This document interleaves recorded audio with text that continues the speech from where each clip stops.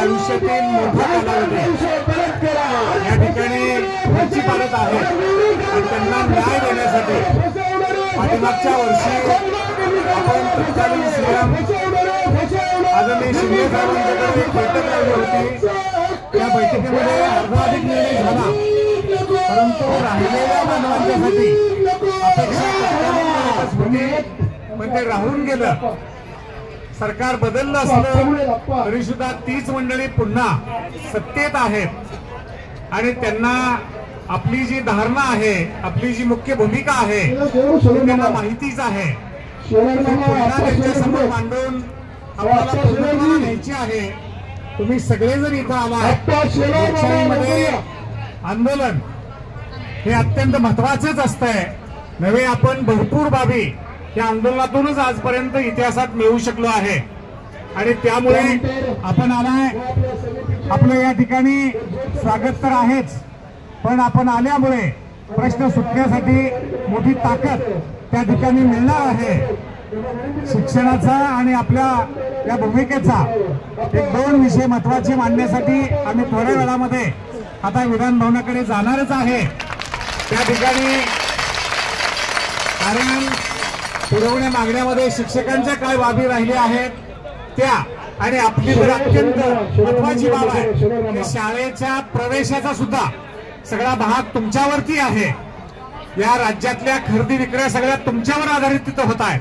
तुम्ही इतकी महत्वाची भूमिका या राज्यामध्ये अधिकृतपणाने बजावत असताना कुठलीच सेवा सवलत आणि लाभ म्हणून आपल्याला मिळत नाही ही वस्तुस्थिती मला आणि देशपांडे साहेबांना सुद्धा माहिती आहे आणि म्हणूनच तुम्हाला 2 मिनिट येऊन भेटावं म्हणून या ठिकाणी आपल्याकडे आलो आहे।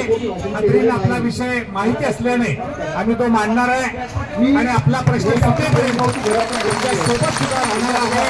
इतकंच आपल्याला आश्वस्त करतो आणि थांबतो। जय हिंद, जय महाराष्ट्र।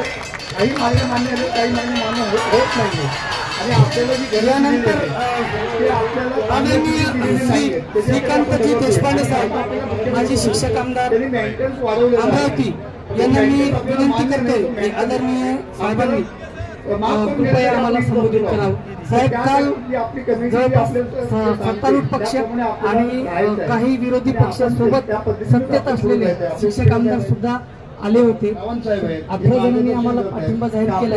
कालच साहेब आमच्या बाबत जे आठवण समिती गठीत केली आहे ती तिसऱ्यांदा पुन्हा गठन केलं आहे आणि 6 महिन्यानंतर परत तेच समिती चालू आहे। त्यामुळे आता आमची मागणी आहे का त्या समिती वगैरे आम्हाला काही नको,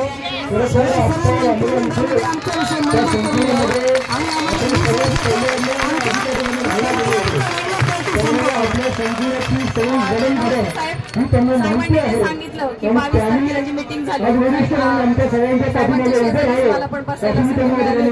त्यावेळेला हा विषय माहिती आहे। त्यामुळे आता त्यांनी एवढं आपल्या बाजूने मांडलेलं आहे।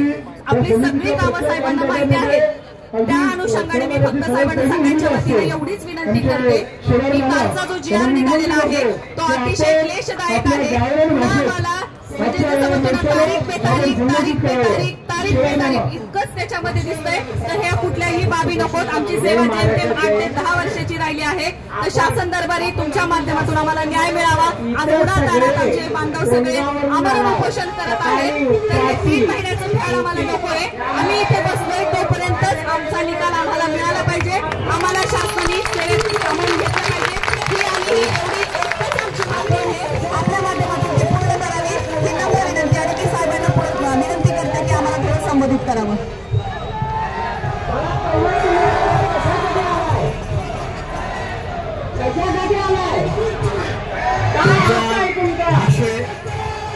माहिती आहे 22 तारखेला मुख्यमंत्र्यांच्या बैठकीला मी देखील होतो।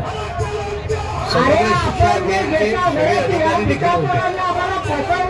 आता ही समिती आमची पोरं लग्नाला आले याच्या समित्या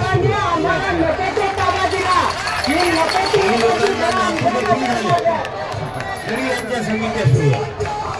काही लोक वरती गेले तरी समित्या सुरू आहेत। आता आम्ही दोघे चाललोय की समिती प्रथम रद्द करावी।